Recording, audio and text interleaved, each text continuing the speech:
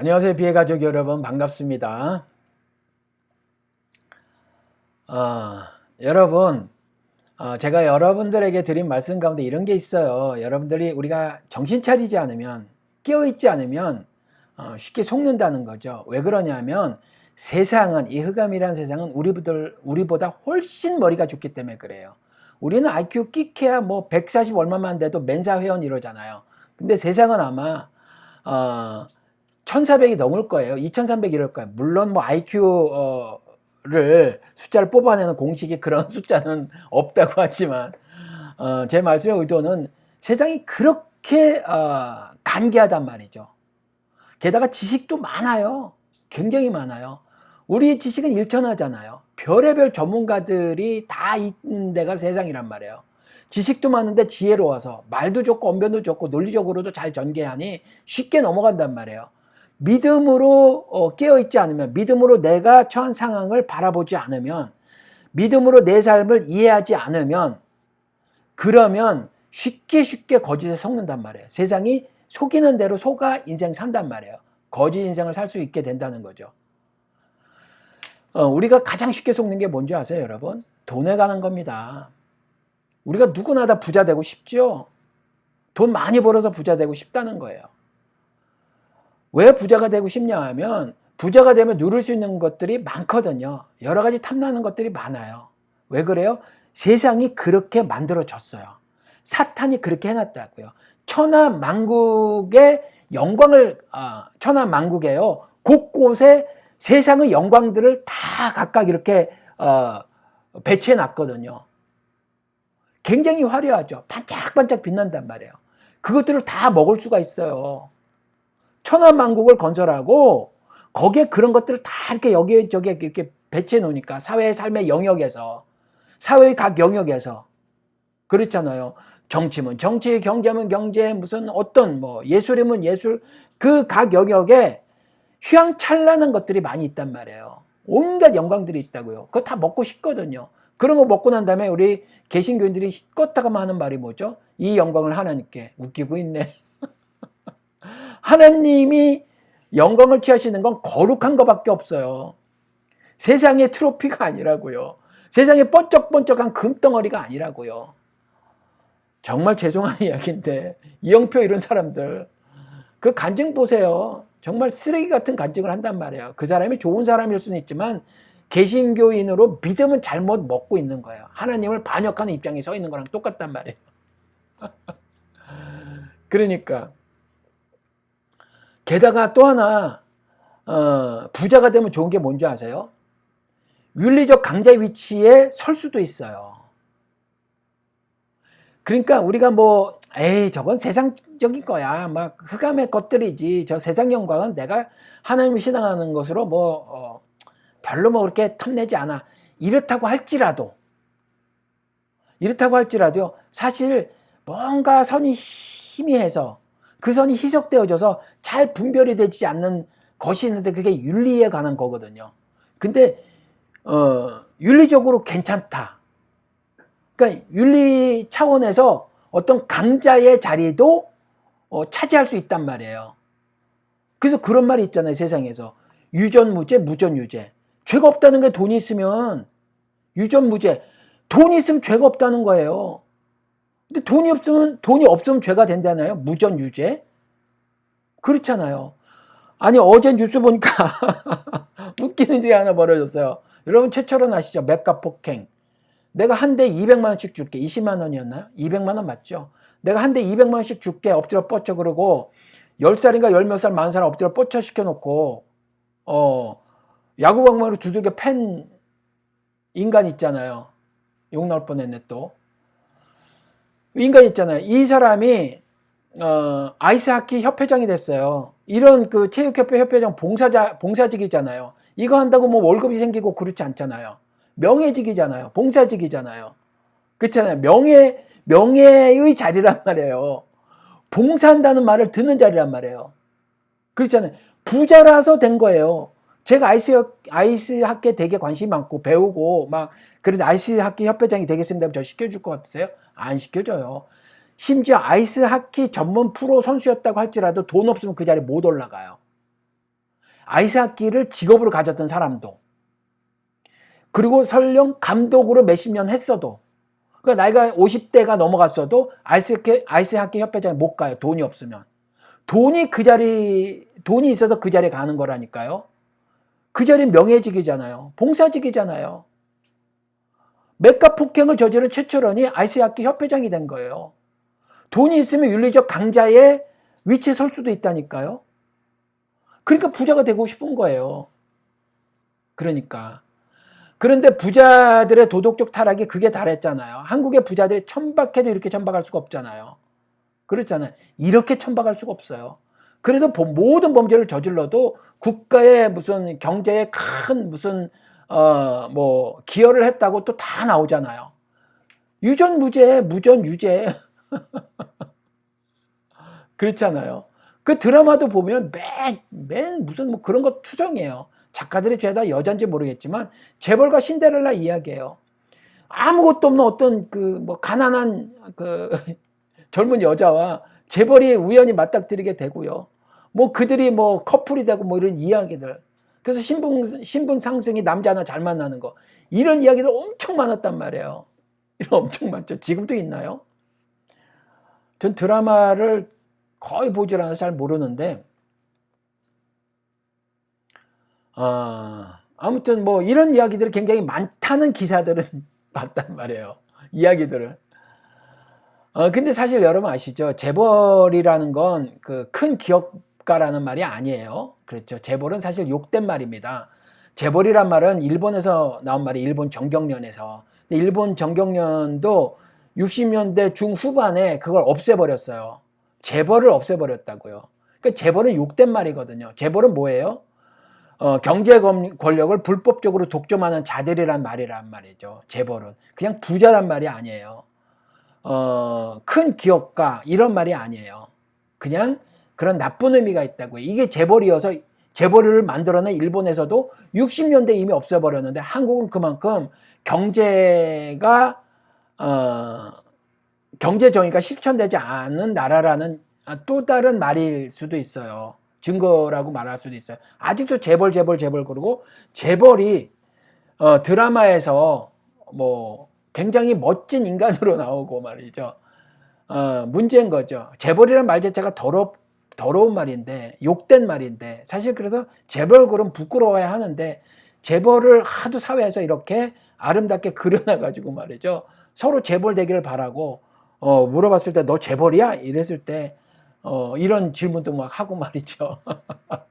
그랬단 말이에요. 근데 재벌은 욕된 말이에요, 여러분. 욕된 말. 큰 기업가라는 말이 아닙니다. 이런단 말이에요. 근데 부자들의 이 도덕적 타락이 극에 달았죠. 그냥 더러운 탐욕 덩어리일 뿐인 모습을 너무 많이 보였다는 거예요. 그러니까 종교 사기꾼들이 부자가 되고 싶은 이 사람들의 마음을 살짝 세탁해 줬어요. 도덕 세탁, 윤리 세탁을 해준 거죠. 부자가 되고 싶어요. 부자가 되고 싶은데 나는 도덕적 타락을 보이는 사람이 아니라는 말을 듣고 싶은 거죠. 뭐예요? 성부, 거룩한 부자. 그렇죠. 종교 사기꾼들이 이 말을 만들어낸 거예요. 거룩한 부자.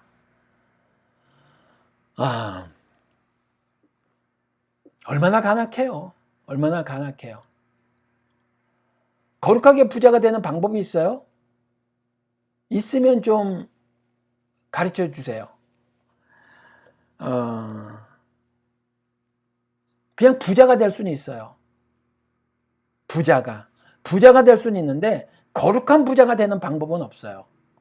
부자가 될 수는 있어요. 근데 부자 앞에 거룩한을 붙이죠. 문제가 심각해요. 그냥 거룩한 사랑 그러면 되는데 거룩한 부자, 무슨 거룩한 가난뱅이, 거룩한 중산층은 또 없나? 성경은요, 하나님을 신앙한 사람들이 부자가 되고 가난하게 되는 것에 대해서 아무런 관심을 보이지 않아요. 아무런 관심을 보이지 않습니다. 그건요, 어둠이라는 세상의 논리예요. 그리고 어둠이라는 세상의 논리라고 지적을 하죠. 그렇죠. 바로와 이스라엘을 보시면 알잖아요. 그렇잖아요. 누구나가 탐욕, 즉 탐욕이 욕심이 잉태되면 죄를 낳고요. 죄가 장성하면 사망에 이르게 되잖아요. 그렇잖아요. 그러니까 이런 성경 구절을 알고 있는 사람이니 나는 부자는 부자인데, 그리고 부자가 되고 싶기는 한데 탐욕이 아니라는 합당한 이유를 가진 부자이기를 소원하는 거죠. 그런 마음을 읽은 간사한 자가 누구예요? 사탄이 거짓 종교 지도자들을 단에 세워놓고, 성경에서는 그 자들을 뭐라 그래요? 새끼마귀라고 하죠. 아비마귀의 욕심을 따라 사는 새끼마귀다, 이렇게 말을 하죠. 이것들을 세워서 계속해서 거짓으로 그 탐욕을 도덕세탁 시켜주는 거예요. 도덕세탁. 그렇죠. 사실은 탐욕이에요. 그리고 그 탐욕을 아무리 목사나 그 밖에 사람이 도덕세탁을 시켜줘서 나는 거룩한 부자야 라고 내가 알고 살더라도 결국 그의 마지막은 흑암에 내쳐지는 것이라는 거예요. 할 수 없어요. 그래서 가끔 어떤 부자의 예를 하나씩 둘씩 들면서 그 부자에게 거룩함이라는 타이틀을 붙여주죠. 그렇죠. 김미진이 자기 재정 강의를 듣고 어느 사람이 힘든 사업가가 그하고 대박 났다 이렇게 말을, 그런 예를 하나씩 들거나, 아니면 이랜드의 박성순가 이름이 뭐지? 그런 사람들 거룩한 부자인 것처럼 이렇게 하잖아요. 휴게실 없애고 기도실 만들었다 이런 거. 거룩한 부자인 것처럼. 그리고 조윤계 같은 사람은 허락도 없이 200억 퇴직금 가지고 가고 그래서 그의 재산이 잘 밝혀지진 않았으나 거의 5천억, 6천억에 가깝다고 해도 주의 종은 누릴 수 있다, 그 권리를. 라고 자신들이 주장하는 바대로 70만이 아멘하고 동의를 해준다는 거잖아요. 그의 부에, 그가 축적한 부는 거룩한 부다라는 거잖아요. 그렇잖아요. 그리고 조용히 거룩한 부자라는 거잖아요. 그렇죠? 그 거룩함이라는 타이틀을 붙여줘요. 근데 우리가 한번 다른 그 사이드를 한번 보시자고요. 그 거룩한 부자 뒤에 뒷모습을 한번 보자고요. 뒤에 어떤 장면이 있나. 그 수많은 거룩한 부자가 되고 싶어하는 사람들이 왜 부자가 되지 못하죠? 그 수많은 사람들은 다 거룩한 부자가 되고 싶잖아요. 근데 부자가 되지 못하냐 이 말이에요. 그렇죠? 왜 다수는 그 거룩한 부자가 되지 못하느냐. 속임수예요, 속임수. 그러면 여기서 한번 좀 디테일하게 질문을 한번 해보자고요. 거룩한 부자가 되지 못하는가, 이 질문을 좀 나눠서 해보는 거예요. 그들이 부자가 되지 못하는 건가요? 거룩하게 되지 못하는 건가요? 거룩한 부자가 되지 못하는 것을 질문을 두 개로 나눠서 해보는 거예요. 그들이 거룩하게 되지 못하는 건가요? 부자가 되지 못하는 건가요? 부자가 되지 못하는 거죠. 부자가 되지 못하는 거예요. 거룩하게 되지 못하는 건 부자가 되냐 아니냐 이런 거랑 관계 없으니까. 진짜 신자는 비천하게 살거나 풍족하게 살거나 그 어떤 경우에도 모든 것을 할 수 있다라고 고백을 한 사람이에요. 풍부에 처하든 비천에 처하든 그것을 아랑곳하지 않고 어떤 상황에 처하든지 흑암의 세상에서 그 논리로다가 부자가 되는 것과 가난하게 되는 것에 여러 가지 말들을 해놓고 있고, 그래서 삶의 영역에 사회 곳곳에 반짝반짝 빛나는 그 영광이라는 것을 배치해놓고 그것을 먹도록 유혹을 한다고 하더라도, 그렇게 살지 못하는 나는 그 영광을 취하지 못하고 부라는 것을 취하지 못해서 가난뱅이를 할지라도, 그럴지라도 나는 그 어떤 경우도 모든 것을 할 수 있다라고 신앙 고백하는 사람이 신자예요. 부자가 되겠다고 애를 쓰면서 하는 사람이 아니라. 이해가 되시죠? 부자가 못 돼요. 다수는 부자가 된 한 사람 뒤에 수많은 사람들이 그냥 내팽개쳐져 있는 거예요. 그리고 그 앞에 거룩한 부자로 예로 사용되어진 그 사람 있잖아요. 그 사람은 뒤에 숨겨진 안 보이는 그 수많은 사람의 노동력을 착취해서 부자가 된 거예요. 그 사람은 시간당 벌이가 1년에 만약에 15억을 번다고 쳐요. 그 15억을 벌게 된 데는요, 그 수많은 사람들이 최저임금에 시달리기 때문에 15억을 번 거예요. 할 수 없이 이 세상의 법과 제도는 그렇게 돼 있어요. 자본주의는. 그 제도를 나는 잘 이용한 거예요. 시장이 어떻게 돌아가는 거 잘 이용했을 뿐이에요. 그래서 부자가 된 거예요, 그냥. 부자가 되면 사실은요, 어찌 보면 내가 거룩함을 유지하려고 하면요, 부자가 되기는 어찌 보면 가능하지 않은 일일 수 있다는 거예요.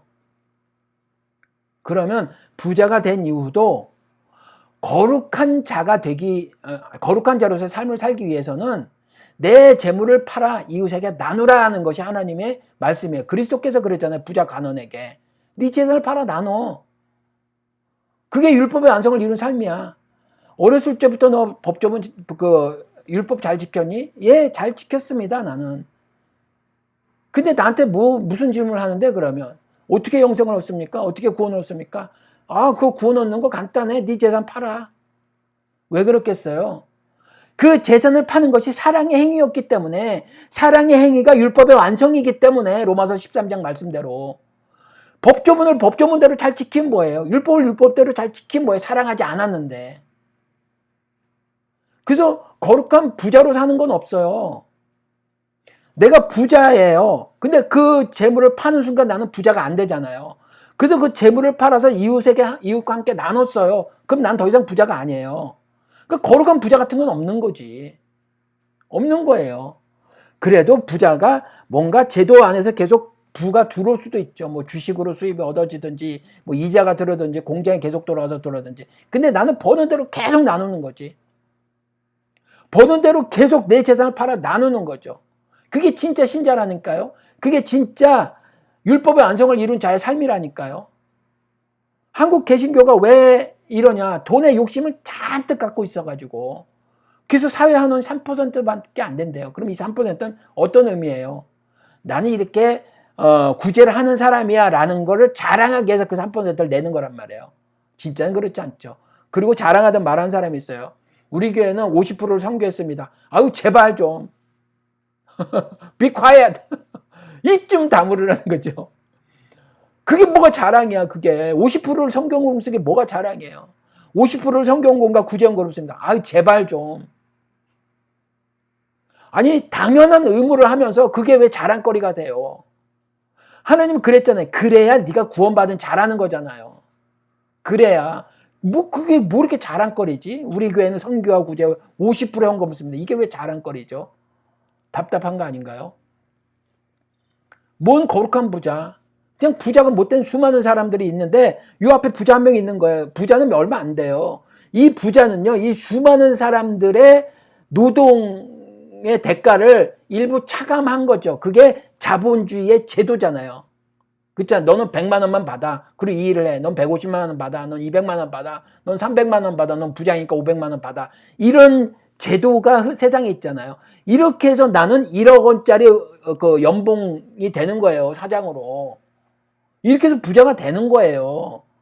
세상의 흑암의 제도라고요. 이게.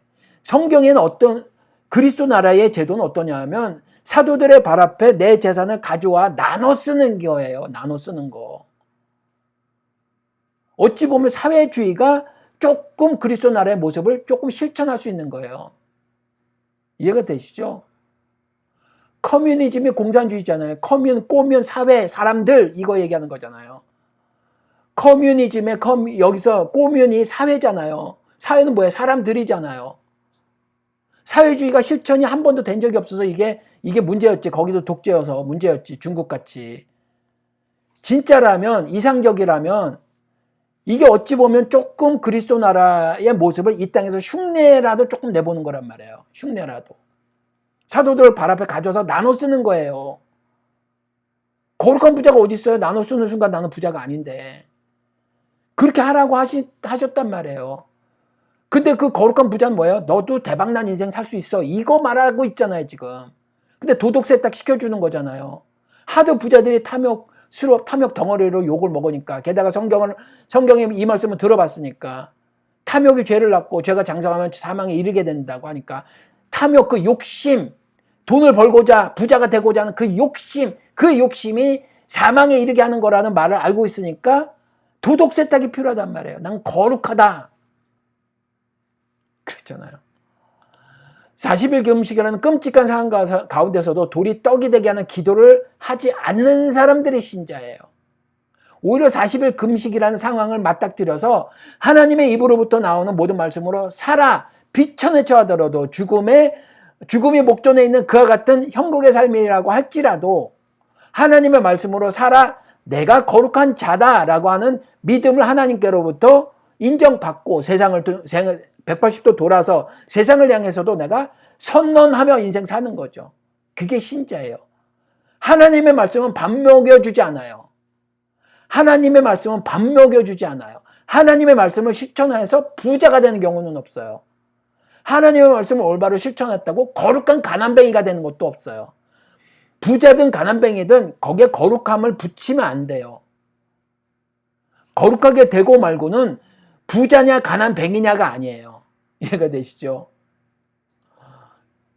거룩함은요, 그리스도께서 완성하신 십자가의 도를 따라 사느냐 따라 살지 않느냐. 즉 그리스도가 나무에 매달려 죽을 때 나도 함께 죽는 거죠. 내 탐욕과 함께 탐욕을 못 박아 버림으로, 나의 그런 세속적 욕망을 못 박아 버림으로 내가 거룩하게 되는 거예요. 그리고 그 이후에도 내가 바울처럼 자꾸 쓰러지고 넘어지니 그때마다 나는 죽노라 하면서 2000년 전에 예수가 죽었을 때, 아니 나무에 매달려 예수께서 죽으실 때 나도 죽었으나 오늘 내 몸이 또다시 죄를 먹고자 하는 탐욕을 부릴 때 나는 오늘도 바울처럼 또 죽노라는 고백을 하는 것으로 거룩함이 유지되는 거란 말이에요.